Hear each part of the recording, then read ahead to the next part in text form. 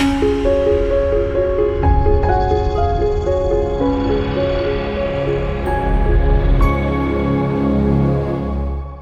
noite, queria dizer que é um privilégio estar com vocês aqui, retornar, na verdade, aqui ao ambiente do Seminário Betel Brasileiro. Lecionei no curso Master aqui durante algum tempo, meados aí de acho que 2008, 2009, 2010. A idade vai chegando e a memória não é mais a mesma, mas foi um privilégio aquele tempo que eu passei aqui, um privilégio reencontrar alguns aqui daquela época também. O Celso pôde pronunciar alguns livros de edições da Nova, que tem a ver com a nossa conferência. O primeiro que eu queria destacar é esse livro do Michael Horton. É isso aí, eu fiz certinho. Michael Horton, eu entendo que talvez seja o mais importante teólogo reformado da atualidade, e eu diria que talvez seja a melhor obra, pensando assim, sozinha, né? A melhor obra que nós temos sobre a teologia do Espírito Santo em língua portuguesa. Se você tem um tratado completo sobre o Espírito Santo, e a ligação do Espírito Santo com a vida cristã, com salvação, com a igreja, com a escatologia, eu recomendo essa obra. Não é uma obra para iniciantes, ok? O nível dela é um pouco mais avançado. Ela pressupõe um conhecimento teológico no nível talvez de bacharel em teologia, de quem está estudando bacharel em teologia, mas vale muito a pena adquirir a obra e lutar com essa obra. Talvez seja o melhor tratado que nós temos sobre a doutrina do Espírito Santo em língua portuguesa. Então o livro do Michael Horton pode ser adquirido lá atrás. Outra obra muito importante, foi relançada pela Edições de Nova com um novo título, é o livro de J. Packer. O título anterior era Na Dinâmica do Espírito, e a Vida Nova relançou agora também para o encontro em março, teve tema aí sobre o Espírito Santo, essa obra com um novo título chamado Caminhando no Poder do Espírito. J. Packer hoje não é tão lido quanto há 20 anos atrás, mas em década de 80 e década de 90 ele era a principal referência em termos de teologia evangélica. Hoje ele é bem idoso, está aposentado, cego, perdeu a visão, mas ele foi colega de Martin Lloyd-Jones, e eu diria que junto com Lloyd-Jones e John Stott, talvez os 3 escritores mais influentes entre os evangélicos, década de 80, década de 90, até meados dos anos 2000. Então, Caminhando no Poder do Espírito, de J. Packer, excelente leitura. Billy Graham faleceu recentemente, a editora Fiel, inclusive, fez um momento memorial a ele, e a Vida Nova tem essa edição do Poder do Espírito Santo de Billy Graham, talvez o mais importante evangelista do século XX, século XXI, o homem que mais pregou para pessoas em toda a história da igreja. Esteve no Brasil, 60, 74, em 1960, quando ele pregou no Maracanã. O Maracanã bateu o recorde, o maior número de pessoas em toda a história do Maracanã foi para ouvir Billy Graham em 1960. Então, a obra dele, No Poder do Espírito Santo, também é uma recomendação para aqueles que quiserem aprofundar suas leituras aí sobre a pessoa do Espírito. Queria recomendar um livro meu sobre avivamento para a igreja, o papel do Espírito Santo na oração e na renovação da igreja. Um livro menor, 4 capítulos, em que eu tento tratar o que é avivamento, ofereço uma definição bíblica de avivamento. Mais adiante, vou mostrar como essa definição é encontrada na história bíblica, na narrativa bíblica, e vou usar a história da igreja para ilustrar o que a gente encontra na narrativa bíblica de avivamentos, os vários avivamentos ocorridos no Antigo e no Novo Testamento. Depois, a ligação de avivamento com oração e avivamento e a sua ligação com o batismo, a Santa Ceia e a igreja cristã. Então, avivamento para a igreja, outra indicação. E uma última indicação, que não está ligado diretamente ao nosso tema, mas está ligado à situação que nós vivemos hoje. Muitos de vocês já devem acompanhar esses debates quanto à ideologização da educação, professores fazendo a cabeça dos alunos e levando-os a assumir uma postura fortemente crítica e de repulsa à fé cristã. E muito isso acontece porque nós, pastores, não oferecemos boa literatura para aqueles membros de nossas igrejas que vão entrar no ambiente universitário. A Vida Nova acabou de lançar esse livro, de Alvin Plantinga, considerado um dos mais importantes filósofos do século XX e século XXI. Ele é reformado, tá? De tradição reformada. O título da obra é Ciência, Religião e Naturalismo. Onde está o conflito? Então, Alvin Plantinga, que é um dos gigantes da filosofia atual, reconhecido até por gente que não é cristã, que não é crente, ele vai mostrar que ciência e fé não são incompatíveis, mas também num nível bem profundo. Então é um ótimo livro para os pastores recomendarem para membros da igreja que estão ingressando em faculdades de filosofia, sociologia, ciência e outros também. Hoje e amanhã nós vamos tratar sobre a pessoa do Espírito. Hoje eu quero tratar da doutrina do Espírito Santo da história da igreja.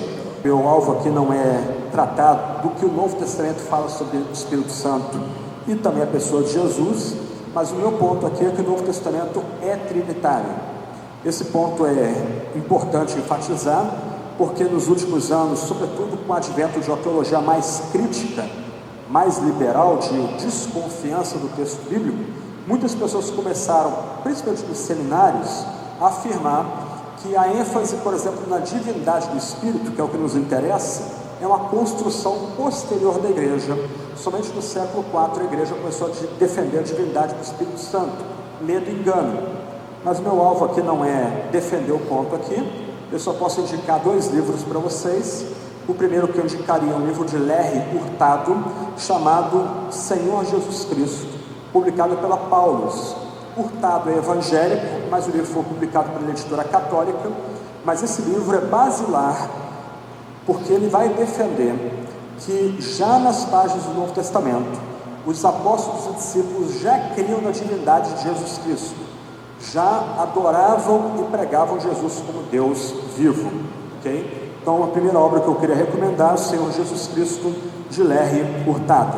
A segunda obra, uma obra mais popular, lançada para Edições Vida Nova, eu não sei se a editora teria como, a livraria teria como trazer para termos disponível amanhã aqui, é de um teólogo da Assembleia de Deus, chamado Paulo, o Espírito Povo de Deus. O teólogo é o Gordon Fee. Os autores do Novo Testamento, os personagens do Novo Testamento, já pressupõem que o Espírito Santo é divino e um com o Pai e com o Filho, ainda que não haja confusão entre as pessoas divinas. Então eu cito essas 2 obras para destacar que todo o resto da palestra aqui pressupõe que o Novo Testamento já ensina a deidade de Jesus, sobretudo, para nosso interesse aqui, a deidade da pessoa do Espírito Santo. Pois bem, vamos começar então, e nós vamos tratar durante alguns minutos aqui no começo da palestra sobre como aquilo que a gente chama de patrística entendeu a pessoa e a obra do Espírito Santo. Patrística é o que a gente chama aquele período aí de 500 anos depois do fim do Novo Testamento, onde a igreja foi perseguida, a igreja acabou triunfando quando Constantino abraça a fé cristã. É o tempo de grandes escritores, grandes apologistas. Então, como é que a igreja, nos seus primórdios, entendeu a pessoa e a obra do Espírito Santo? Então, alguns pontos para a gente aqui. Desde cedo, por causa da pressuposição dos pais da igreja, de que o Novo Testamento já ensina uma doutrina da Trindade, isto é, que Deus é um e também é 3, os pais da igreja mencionaram, citaram essa verdade, sobretudo fórmulas batismais, oriundas, por exemplo, de Mateus 28, 19 e 20, vão por todo mundo, batizando em nome do Pai, do Filho e do Espírito Santo. Então, textos de preparação para o batismo, eles tinham estrutura trinitariana, perguntas e afirmações baseadas em usando cada pessoa divina como tipo de gabarito, para preparar pessoas para o batismo na fé do Deus uno e trino. Mas também essa ênfase na existência de 3 pessoas divinas se vê também em documentos catequéticos, documentos de preparação de pessoas não só para o batismo, mas também para a vida cristã. Então, desde cedo, a igreja assumiu que nas páginas do Novo Testamento se ensinava a divindade de Jesus Cristo. E a igreja, recebendo esse testemunho apostólico, ensinou seus membros na crença da Trindade. A igreja, desde os primórdios, adorava Jesus. A igreja, desde os primórdios, estava que Jesus perdoa pecados. Mas, se Jesus não é Deus, e a igreja adorava Jesus, Então, esta igreja, até o século IV, estava cometendo idolatria. Se Jesus não é Deus e a igreja ensinava que Jesus perdoava pecados, a igreja no século IV estava blasfemando, porque só Deus pode perdoar pecados, Jesus perdoa pecados, logo Jesus é Deus. E aí coloca esse desafio para a igreja agora. A igreja se reuniu em Niceia, o famoso concílio de 325 depois de Cristo, Niceia na Turquia, na atual Turquia, perto de Constantinopla, e o concílio de Niceia vai declarar a divindade e consubstancialidade do Filho ao Pai. Isto é, o Filho é da mesma substância, da mesma essência que o Pai. Eles partilham a mesma glória, eles partilham a mesma deidade. Bem básica. O concílio vai dizer simplesmente o seguinte: que aqueles que aderem à fé creem no Espírito Santo, mas nada. Só isso é mencionado no concílio de Niceia. Não é tratado da natureza do Espírito Santo, não é tratado a respeito de substância do Espírito Santo, não se fala nada da obra do Espírito Santo. Mas a igreja vai tratar problemas. No século IV, no século V, um homem chamado Macedônio, que era arcebispo de Constantinopla, ele começa a dizer que o Espírito Santo é uma energia. Macedônio aceitava que o Filho era Deus, junto com o Pai, mas ele não estava disposto a dar glória ao Espírito Santo como Deus, junto com o Filho e junto com o Pai. O macedonianismo também chamado de pneumatologianismo, os adversários do Espírito, impõe agora um novo desafio para a igreja, e um outro pai da igreja vai se levantar para refutar a ideia de Macedônia. Esse pai da igreja é Basílio de Cesareia, um dos grandes pais da história da igreja, infelizmente pouco estudado no nosso meio, e ele escreveu um tratado sobre o Espírito Santo, tem língua portuguesa, também publicado pela Paulus. Outra obra importantíssima, como diz o meu amigo Jonas. Ambos são uma única essência, ambos são iguais, ainda que na economia, na obra da Trindade da história, o Pai e o Filho têm funções diferentes, e o Filho, por assim dizer, entrega a sua vontade ao Pai. O Filho busca fazer a vontade do Pai, mas a preocupação dos teólogos e párocos reunidos no Concílio de Toledo foi evitar qualquer noção de hierarquia na Trindade, de subordinação na Trindade.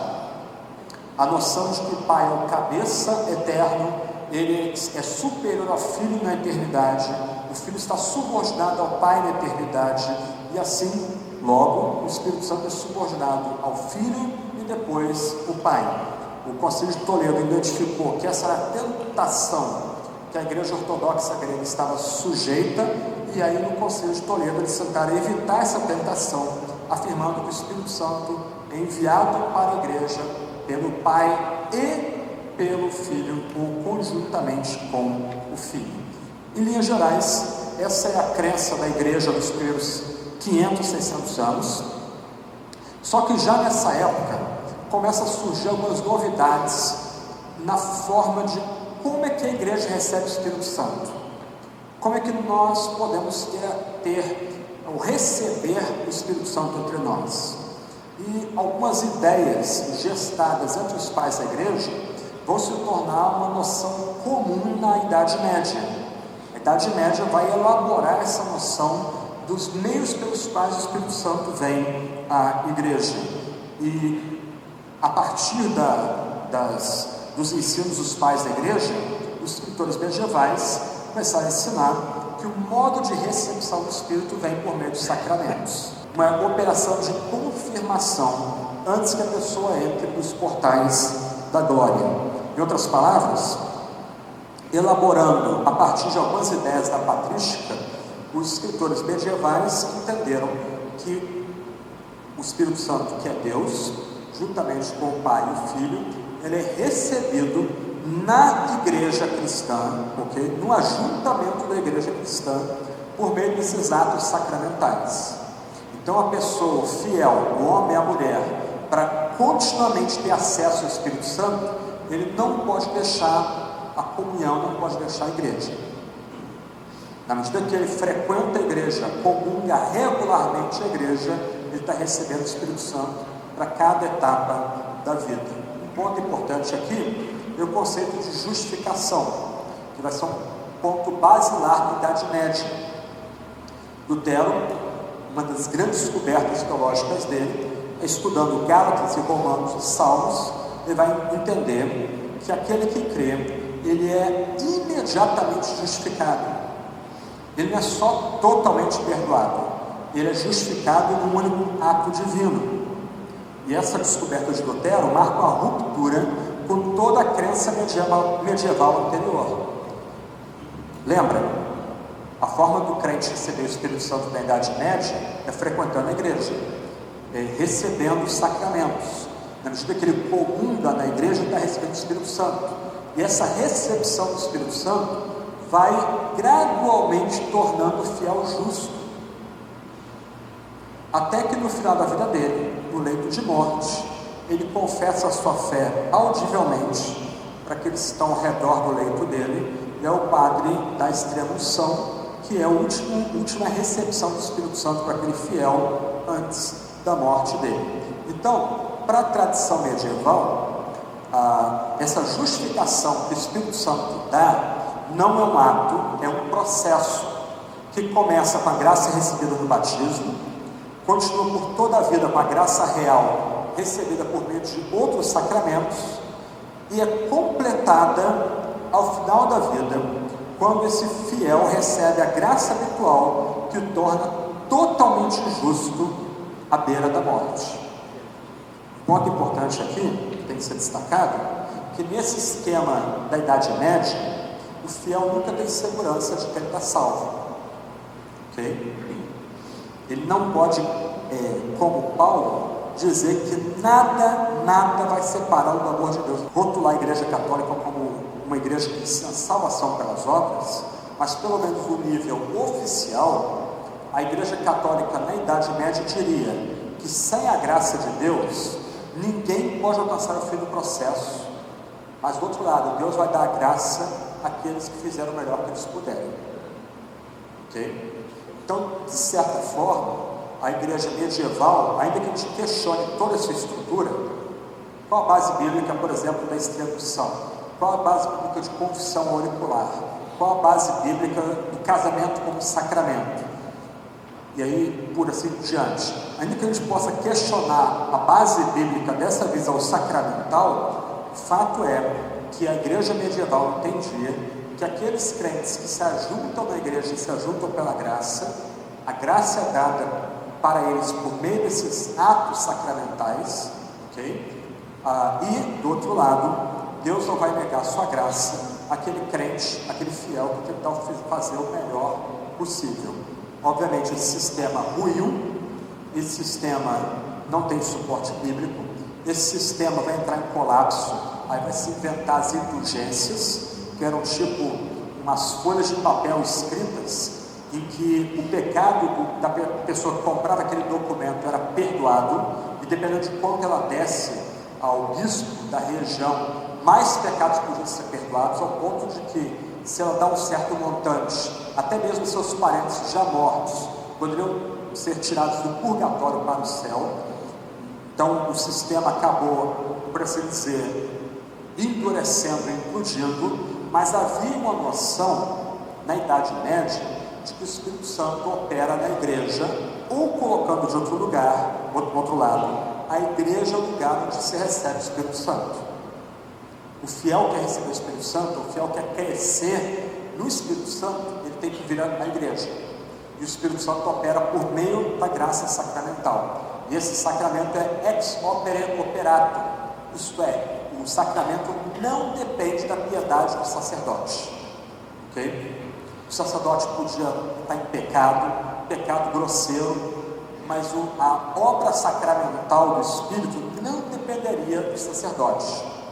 Lutero vai ficar escandalizado quando, na década de 10 do século XVI, 1510 mais ou menos, ele vai a Roma e ele fica horrorizado com a opulência, a riqueza da igreja romana, e mais chocado ele fica quando ele descobre que os párocos, ao levantar a cálice da ceia e proferir as famosas palavras, isso é vinho, se torna sangue, eles começaram a fazer trocadilhos infames em latim, que os membros da igreja não entendiam, mas eles debochavam do sacramento da ceia.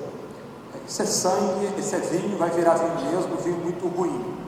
Mas ele entendia latim, ele escutava os párocos debochando do sacramento.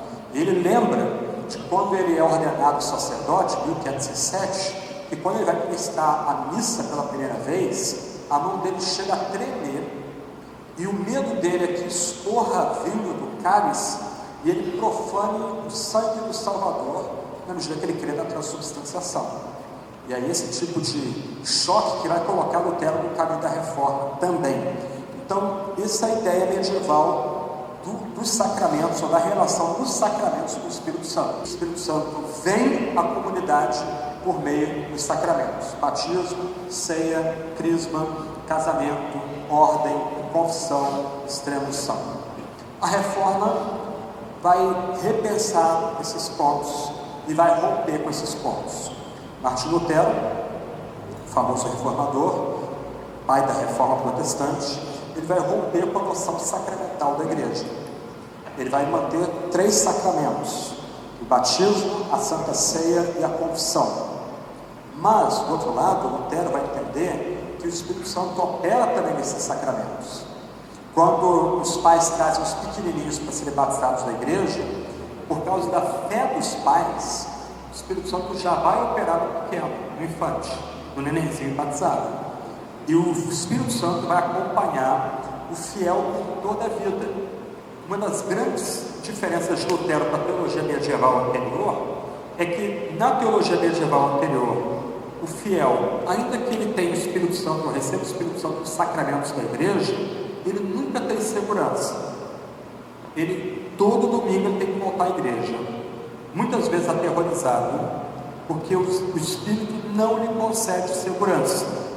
Agora, Lutero, ao redescobrir o ensino bíblico paulino da justificação pela graça, ele vai entender que um dos papéis da obra do Espírito é assegurar para o crente, aqui e agora, que ele tem segurança em Deus, que nenhum poder, seja da carne, do mundo, do diabo, pode derrubar esse crente, ou afastar esse crente do próprio Deus.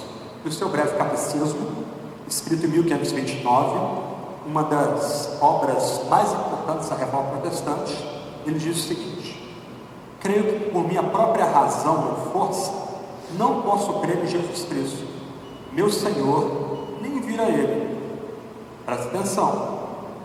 Mas o Espírito Santo me chamou pelo Evangelho, me iluminou com seus dons, santificou e conservou na fé verdadeira, assim como chama, congrega, ilumina e santifica toda a cristandade da terra. E era Jesus Cristo, e Jesus Cristo a conserva na fé verdadeira e única.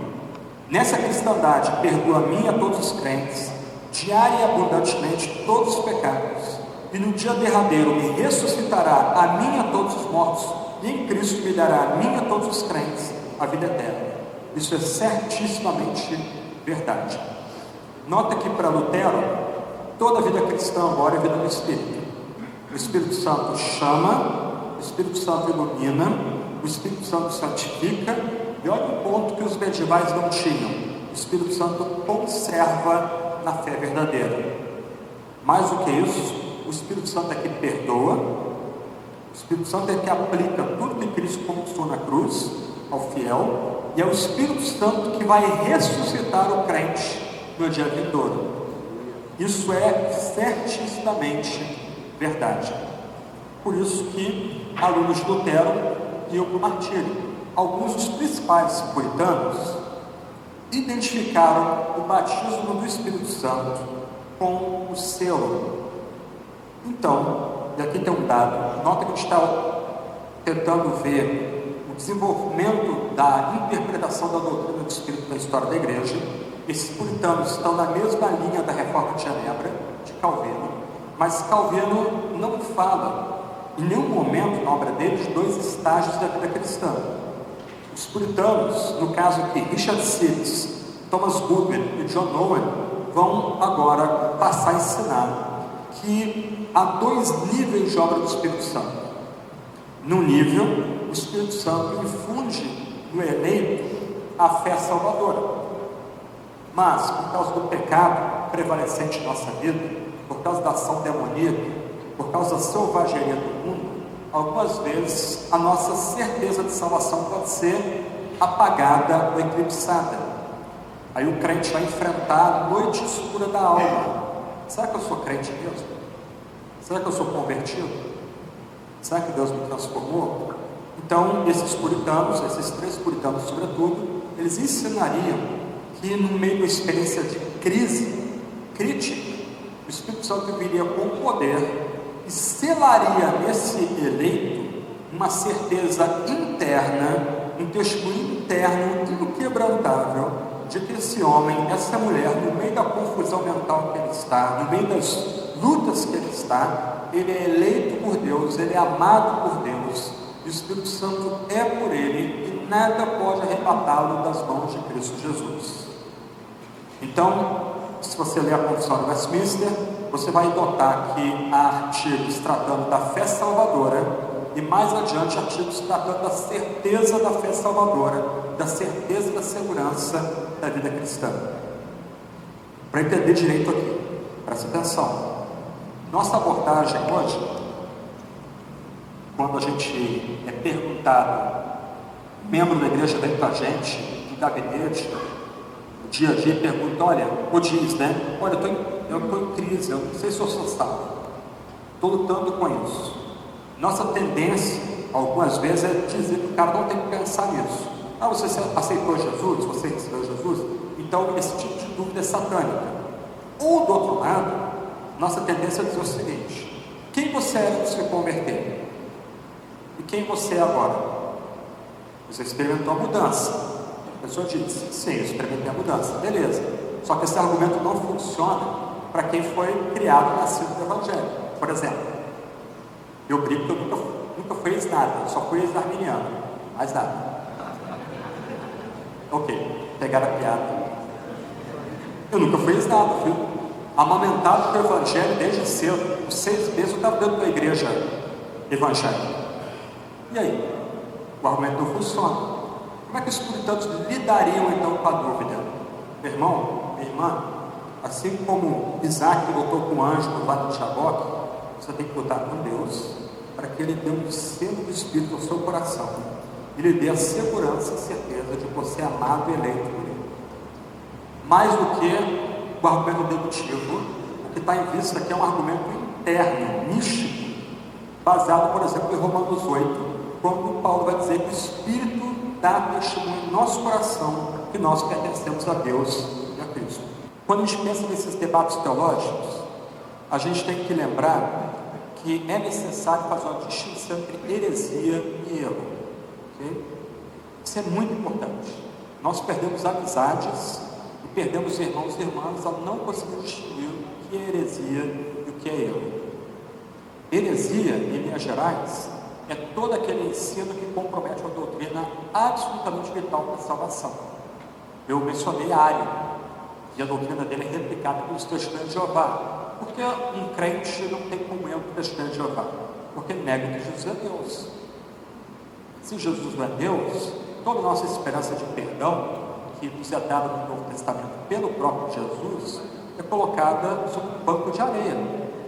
Se Jesus não é Deus, o que nós precisamos no domingo, após domingo, é idolatria.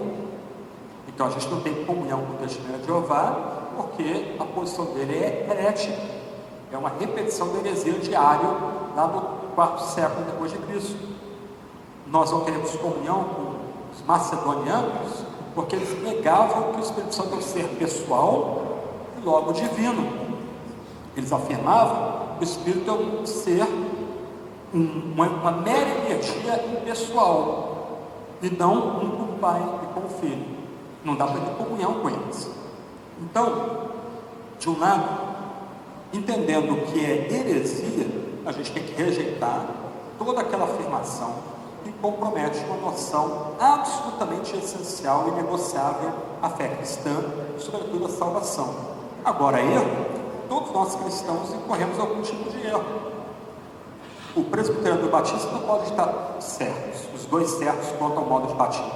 Um vai estar certo, o outro vai estar errado. Mas isso não é matéria central para a salvação. Tanto que Deus abençoou John Wesley no passado, em Pedro Batista, abençoou Charles Spurgeon e Billy Graham, dois credo-batistas. Escatologia, amilenistas, pré-milenistas, dispensacionais, um deles vai estar errado. Ou dois dos três vão estar errados, um vai estar certo. Mas o erro, no que se refere à escatologia, a como se dará o fim, não implica um risco, uma doutrina absolutamente central para a salvação. Então, olhando todos esses debates, um ponto importante aqui é ter firmeza diante de heresias. O cristão, ele vai rejeitar completamente os chamados pneumatômacos. O cristão vai rejeitar completamente o macedonianismo. E não se iluda, muito crente, muito pastor, lida com o Espírito Santo como se ele fosse uma mera energia impessoal. Isso é heresia. E a gente não pode ter ou dar espaço para esse tipo de heresia na igreja cristã. Ela tem que ser completamente rejeitada. O neopentecostalismo, muito do seu ensino é embrulhado em heresia. Muito do seu ensino vai ter que ser rejeitado como herético. Tanto que a Igreja Presbiteriana do Brasil decidiu rebatizar isso década de 90, já no começo da década de 90, toda pessoa egressa da Universal e da Igreja Internacional da Graça de Deus. Ela tem que fazer a classe de catequese e ser rebatizada, porque entende-se que aquelas igrejas são igrejas menos puras e o batismo delas não é válido. Algum tipo de experiência interna, possante, que os redireciona na vida. Parece que dá um novo fogo interno naquela pessoa, na oração, na pregação, no ensino. A santidade dela parece que brilha diante da gente. Como lidar com essas experiências críticas que cristãos encaram, ou têm nela também, Então, um teólogo sul-africano, Errol Hills, ele mapeou várias experiências críticas que cristãos têm. E o ponto dele, que eu acho muito sóbrio, é que a gente não precisa criar ou inventar uma nomenclatura para rotular essas experiências críticas que o Espírito Santo concede aos seus filhos e filhas. Por exemplo, rotular uma experiência crítica dessa de batismo do Espírito. O ponto de Hills é que a gente não precisa criar uma nomenclatura artificial para, por exemplo, rotular a experiência de conversão que ocorre no contexto de falsa segurança ou de conversão espúria. A pessoa foi anos membro da igreja, batizada, mas de repente ela prova de fato a conversão genuína. Eu conheci um pastor no mestrado, que ele foi estudar o breve catecismo de Lutero e se converteu. Criado na igreja, separado do sacro ministério, batizado, fez bacharel, mestrado em teologia e se converteu. Já pastor, foi a experiência de John Wesley.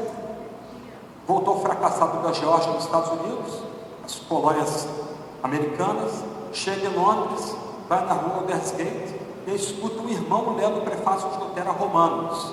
Aí ele vai dizer: olha, meu coração foi extremamente aquecido. Eu tinha fé de um escravo, agora eu tenho fé de um filho.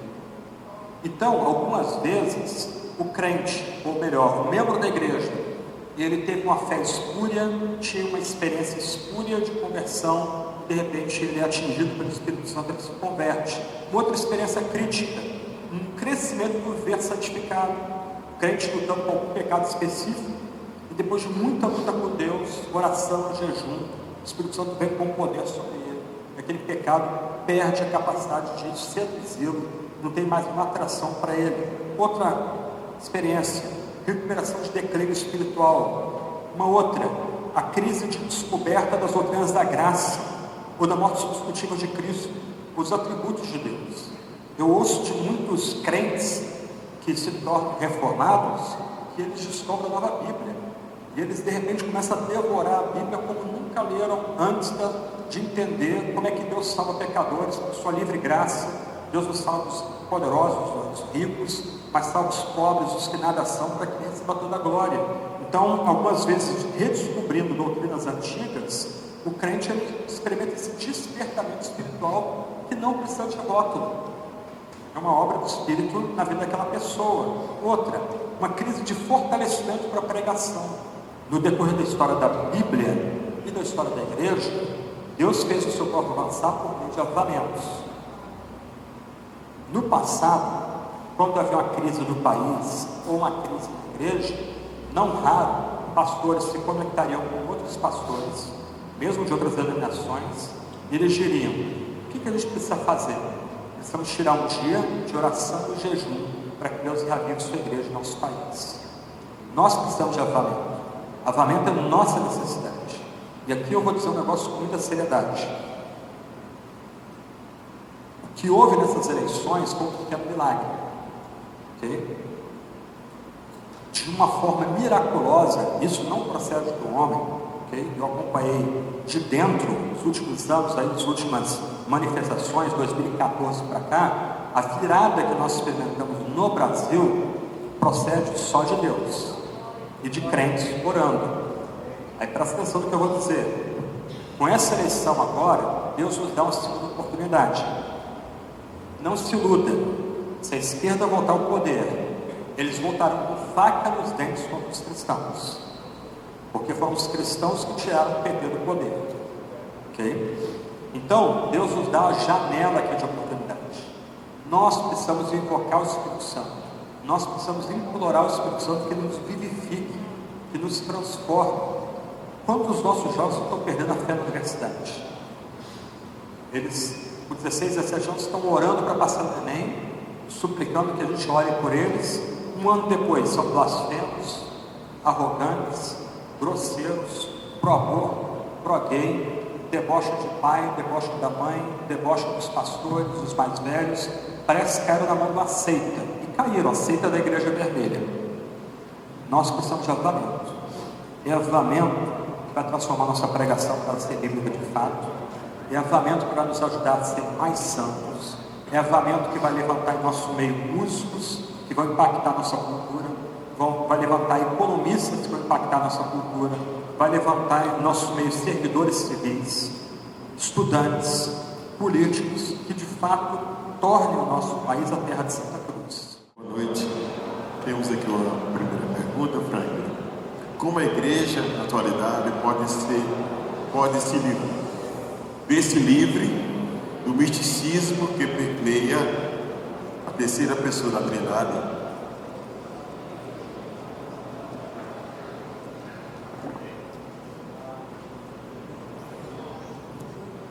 A pergunta que é pertinente: como a igreja, na atualidade, pode se ver livre do misticismo que permeia a terceira pessoa da Trindade? Pensando especificamente no Espírito Santo, o melhor seria, por exemplo, pastores, obreiros, fazerem exposições bíblicas do João 14, 16, 17, Gálatas capítulo 5, Romanos capítulo 8. Isso já ajudaria muito a igreja a ter um entendimento correto de quem é o Espírito Santo e da riqueza que o Espírito Santo concede à sua igreja. Então, essa seria a minha resposta aqui. Para pastores e para professores de EBD, o melhor seria trabalhar o texto expositivamente. Em vez de fazer um estudo tópico de quem é o Espírito Santo, abrir a Bíblia, expor a Bíblia para os membros da igreja, João 14, João 16, João 17, Gálatas 5, Romanos 8, expondo as pessoas a que o texto ensina sobre o Espírito, quem é a pessoa do Espírito e quais as bênçãos e didáticas que o Espírito Santo traz para a igreja. A pergunta aqui é complicada porque os puritanos não tinham entendimento, eles tinham outras percepções e outras preocupações sobre o Espírito Santo. O primeiro grupo, até onde eu sei, a falar em línguas estranhas é um grupo de huguenotes, são aqueles reformados franceses do século XVII. Eu não sei se, acho que era La Rochelle, na cidade de La Rochelle. Alguns desses huguenotes experimentaram um dom de línguas ali, mas foi algo localizado e que não se disseminou dentro da tradição reformada. Okay? E quanto a dom de profecia, alguns puritanos, como Alexander Peden, por exemplo, escocês do século XVI para o século XVII, eles experimentaram algum tipo de dom extraordinário de revelar para a comunidade o que aconteceria com algumas pessoas. O próprio John Knox parece que teve uma experiência assim no fim da vida, mas não era, por exemplo, algo normativo, como costuma acontecer hoje, que pessoas muitas vezes se levantam da comunidade, ou até mesmo o pregador, ele assume a primeira pessoa, fala em primeira pessoa, como se Deus mesmo estivesse falando pela boca dele, como se estivesse transmitindo uma mensagem nova para a igreja. Então, o que acontecia com esses reformados na França e na Escócia foi pontual e não foi algo que foi normativo, se tornou padrão dentro da tradição reformada, presbiteriana ou huguenote também. Boa noite, meus irmãos. Algumas alas da igreja mórmon enfatizam as manifestações espirituais, até mesmo a manifestação de línguas desconhecidas, semelhante às manifestações pentecostais. Como eles entendem o Espírito Santo? Os mormons, olha, eu realmente não tenho lembrança de se eles dão algum espaço de fato para a pessoa do Espírito.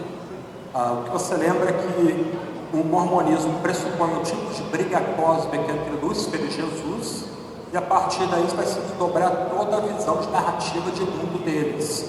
Mas eu teria que pesquisar um pouco mais aí sobre como é que eles lidariam com a pessoa do Espírito Santo hoje, se há algum lugar quanto à ligação do Espírito Santo com o manifestação.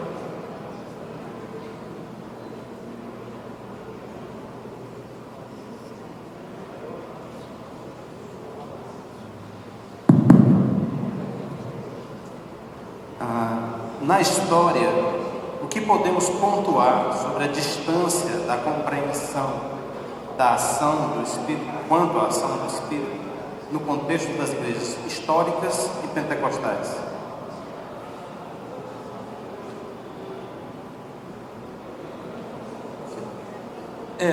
Infelizmente, como muito do ambiente político nosso, igrejas históricas pentecostais se polarizaram.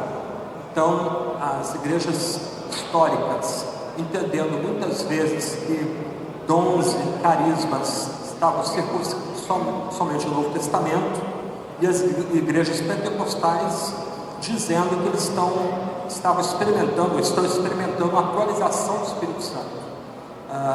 Então, me parece que essa distância se dá por causa de uma hipervalorização de certas doutrinas, o acirramento do debate teológico para pontuar as diferenças, Quais são as diferenças dos históricos e pentecostais? Então, o pentecostal vai afirmar alguns pontos para se distinguir do histórico, o histórico vai afirmar outros pontos para se distinguir dos pentecostais. Eu não sei o que o Walter tratou aqui, o bispo Walter Macarister tratou ontem aqui, mas se você ler o livro dele, ele me parece aponta para uma superação do debate entre históricos pentecostais. Então o livro dele aponta aí que há como superar essa tensão, essa polarização entre as duas tradições, tanto histórica como pentecostal. Atos 19, o Espírito Santo é dado após a conversão? Atos 19 tem que ser interpretado no contexto mais amplo. O livro de Atos é um livro paradigmático do Novo Testamento que aponta para o fato de que a missão, a forma da missão mudou. No Antigo Testamento, o povo de Israel era missionário. Você vê isso no Salmo 100, por exemplo, no Salmo 96, os estrangeiros são convidados a vir adorar a Deus em Jerusalém, na Santa Cidade. Então a missão no Antigo Testamento consistia em chamar o goim, o estrangeiro, para vir adorar em Israel, em Jerusalém, no templo, sob a intercessão, a mediação do sacerdote, a cobertura do sacrifício feito no templo. Raabe é um exemplo, Ruth é outro exemplo. Elas são, para assim dizer, salvas, à medida que elas vêm para dentro de Israel. No Novo Testamento, e Atos já mostra isso, agora o Espírito Santo não é mais derramado em Jerusalém, mas o Espírito Santo é derramado até os confins da terra. Então, cada uma das ações, os mini-pentecostes ocorridos em Atos, mostram que as barreiras étnicas foram rompidas no livro de Atos.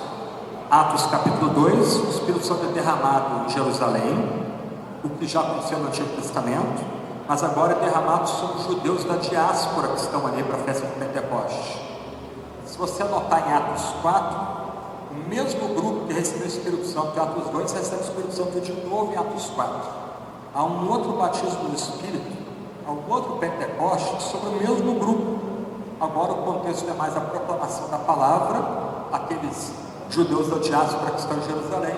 Agora o contexto é a igreja sendo perseguida, o Espírito Santo vem com poder sobre os mesmos de Atos 2 para ajudá-los a enfrentar a perseguição. Atos 8, o Espírito Santo é derramado sobre os párias, os samaritanos. Atos 10, o Espírito Santo é derramado sobre gentios piedosos em Cesareia. Em Atos 19, o Espírito Santo é derramado sobre os bárbaros, sobre aqueles que estão além da fronteira. Em outras palavras, o que Atos nos ensina globalmente, e a gente não pode perder isso de vista, é que o fenômeno das missões mudou. A missão agora não consiste em trazer pessoas para Israel e Jerusalém em tempo. Agora o Espírito Santo leva mensageiros aonde as pessoas estão: Jerusalém, Judéia, Samaria, até os confins da terra. Então a questão de Atos 19 não é se a pessoa se foi convertida primeiro e batizada no Espírito depois. Atos 19, assim como Atos 10, Atos 8 e Atos 2, esclarece o fato que o Espírito Santo é derramado de pessoas que invocam o Senhor Jesus Cristo. Como o Senhor explica a concessão do Espírito no Antigo Testamento? Porque essa é uma pergunta bem difícil e eu diria que é uma ótima pergunta para você fazer um TCC ou uma dissertação de mestrado, uma tese de doutorado. Há um amplo debate sobre a resposta a essa pergunta, mesmo no campo reformado. Alguns reformados que eu respeito muito, como Michael Horton, por exemplo, vão entender que o Espírito Santo só é concedido a todo o povo de Deus no Pentecoste. O Espírito Santo só seria concedido no Antigo Testamento pontualmente a algumas pessoas.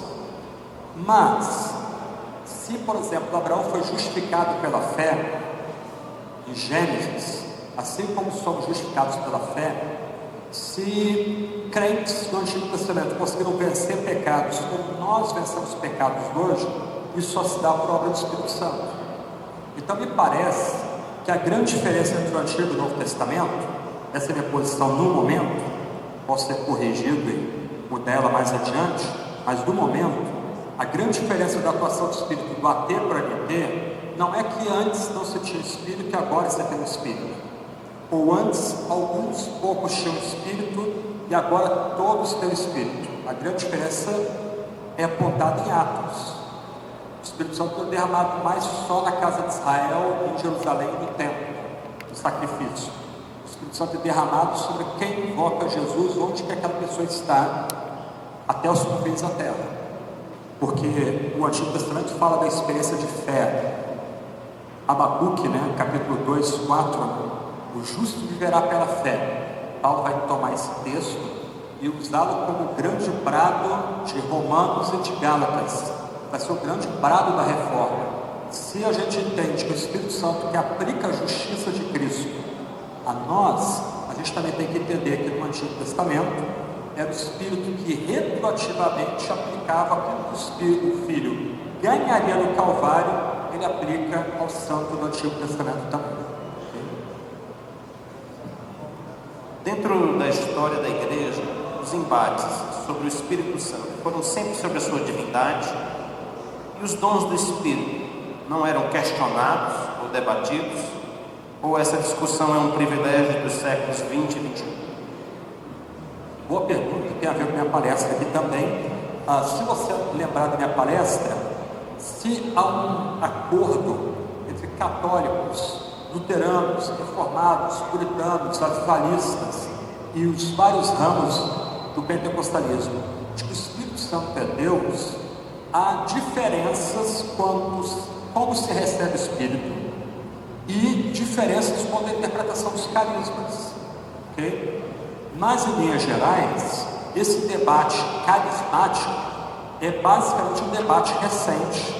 Começa com o pentecostalismo, em 1906, aqui no Brasil, 1910, 1911, mas é um debate, sobretudo, da década de 60 e 70. Isto é, começa a se entender que os dons que Deus deu no passado não estão circunscritos ao passado. Eles são atualizados no presente, porque sem esses dons a igreja não consegue crescer. Então é interessante, por exemplo, John Owen, que é um grande teólogo puritano do século XVII, ele não trabalhou dons espirituais, mas tem uma frase dele, pisada de uma das suas obras, que ele vai dizer que sem os dons extraordinários a igreja não cresce. Ele não desenvolveu isso, como alguns teólogos, Gordon Fee, Craig Keener, para citar dois assembleanos, ou dois pentecostais, e outros têm desenvolvido, mas já era instintivo na pós-reforma que a igreja cresce por ações extraordinárias do Espírito Santo. Mas todo o debate é recente de Deus atualizando dons do passado, dando esses dons para a igreja hoje, tornando a igreja operosa, um crente servindo o outro dentro da comunidade, pela oração da fé, oração de cura, etc. e tal, e a igreja também impactando o mundo com esses dons espirituais. Para encerrar essa série, diante do contexto acadêmico citado, já conhecido, que palavra de apoio e encorajamento o Senhor daria para nós, jovens teólogos, no tocante à mudança da cultura brasileira? Ótima pergunta também. Eu digo o seguinte: por mais que você estude, por mais que você leia, mantenha fé em Jesus. No ambiente acadêmico, nós vamos ter acesso a obras críticas. O seminário onde eu me formei, que era o seminário principal da minha denominação, nós tivemos professores liberais, Antigo Testamento, filosofia da religião. Eu tive um professor que debochou da obra vicária de Cristo da Cruz, diante de nós, na sala de aula, entendendo que aquilo ali era a linguagem ultrapassada, uma linguagem que não comunicava mais a homens e mulheres modernos ou contemporâneos o que significa o amor de Deus pela gente, com um deboche muito grosseiro.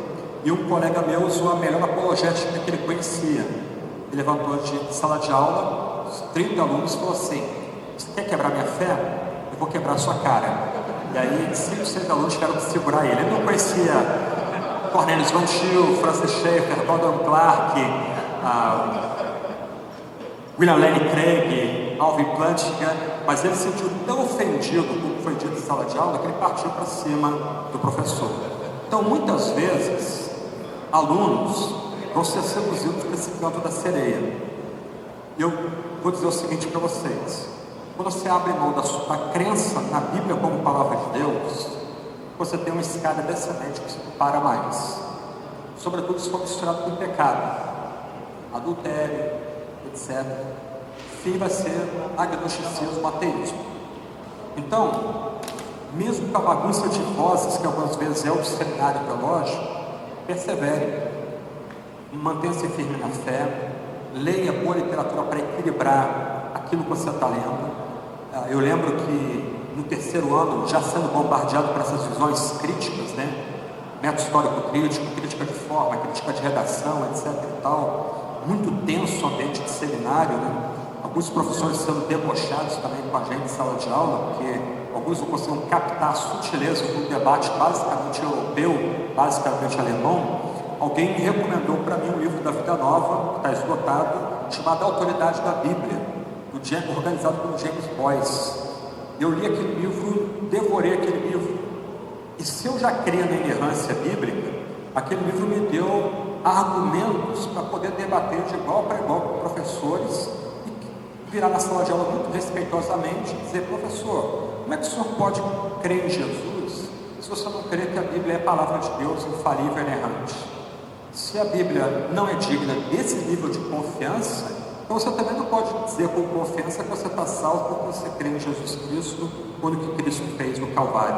Todas as informações que você coloca para a gente em sala de aula, esse professor era tentando ser um bartiano ali, né?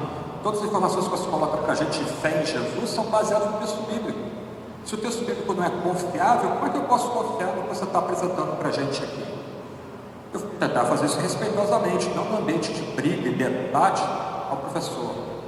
Parava, tinha que parar. Então, faça boas leituras, persevere, ore, mantenha-se ligado à igreja, nunca se separe da igreja. Então, uma vantagem que eu tive é que eu tinha que fazer enterro no terceiro ano do seminário, eu tinha que consolar gente aflita, eu tinha que ir para o hospital, eu tinha que visitar uma média de 12 famílias por semana na igreja, tinha que preparar sermão. Então, isso ajudava muito, ao mesmo tempo que eu estava ali no meio do debate, Rudolf Bultmann, existencialismo, fenomenologia, teologia da libertação, Leonardo Boff, Frei Beto, etc. Essas múmias existiam naquela época também. Então, ao mesmo tempo que eu estava ouvindo aqueles debates, entranhado naqueles debates, eu estava ligado à igreja local. Eu busquei mentores. Então, o Dr. Chet foi pregar na capela do seminário em 93, e de lá para cá, até o falecimento dele, eu volto e me enchi a paciência dele. Depois foi o Luiz Saião, depois foi o Augusto Nicodemos, Solano Portela. Então, eu acabei me cercando de gente mais velha do que eu, muito mais cabedal do que eu tenho ainda hoje, que eu podia, com honestidade, virar: olha, vocês têm um livro para indicar em tal área? Estou sendo pressionado nessa área aqui, o que vocês me sugerem ler ou meditar ou refletir sobre isso aqui? Então, se cerque de pessoas que ajudem você também na sua caminhada de fé. Deus precisa de teólogos, ok? Ele tem prazer em levantar pessoas que vão, por assim dizer, servir pastores, por meio de livros, por meio de documentos, por meio de textos, por meio de reflexão. Aí o pastor pega esse material que é feito pelo teólogo e traz para a igreja. Ele, por assim dizer, mastiga aquilo ali e traz para a igreja. Ou, colocando de outra forma, o teólogo é aquela ave que vigia o ninho, ele fica circulando em cima do ninho, protegendo os passarinhos do ninho. Então a igreja precisa desses homens que estudam mais, que gastam mais tempo meditando sobre Bíblia, sobre teologia, sobre história, relação da fé com a cultura, fé com a ciência, etc. e tal. E a última questão da pergunta, que é muito importante, é o seguinte: a tentação nossa é a tentação da relevância, de ser moderno, descolado, etc. e tal. A nossa tendência é filtrar a Bíblia pela cultura. Então a gente tenta relativizar a Escritura para se abrir para a cultura, para ficar parecendo moderninho. Começa um culto lendo um poema de Clarice Lispector, Machado de Assis, bota uma música de Tom Jobim no começo do culto. Isso acontece. Isso está acontecendo no Brasil agora, ok? Muda essa percepção de que é ser homem, que é ser mulher. Aí começa a se abrir não só para o pastorado feminino, mas também para ordenar um homossexual para o ministério, ordenar um transexual para o ministério. Isso que acontece, a cultura filtra a Bíblia, como na igreja de Corinto. O nosso compromisso é redimir e julgar a cultura pela Sagrada Escritura. Resumo do resumo: você tem uma confusão de vozes aí fora. O que é mais racional? Crer que uma dessas vozes ela sobrepõe a outra, sendo que todas elas são humanas, ou crer que esse livro aqui é divino e Deus vem de fora de nós e fala a nós, nos comanda a nós. Então, para o crente, a questão é simples. Deus fala na Sagrada Escritura, Ele fala, a gente cala. E a gente usa a Sagrada Escritura para confrontar a cultura ao nosso redor, trazer cativo todo o pensamento da sabedoria de Cristo. E eu, teólogo, tenho que buscar estar pronto, capacitado para fazer esse exercício de colocar a cultura debaixo do senhorio de Cristo. Impedir que a cultura escravize a igreja, mas lutar contra uma invasão cultural, mantendo a igreja pura, dando bons argumentos para a igreja, preparando, por exemplo, jovens universitários. A igreja que pastoreia hoje, nós estamos designando um seminarista para dar atenção permanente para os jovens que vão entrar na universidade. O jovem, no ano que ele faz o Enem, a gente quer que ele comece a estudar apologética. A gente já quer dar instrução básica para esse jovem, para ele estar pronto a entrar nas madraças que a gente tem hoje no nosso meio. Okay? Então, isso é o teólogo que faz. O teólogo não pode ter essas percepções. Então, se Deus chamou você para estudar teologia, homem ou mulher, ore, mantenha-se ligado à igreja, busque outros amigos, esmere-se no estudo da teologia, Escolha bons autores e caminhe com esses bons autores. E sirva a igreja os talentos que Deus deu para você.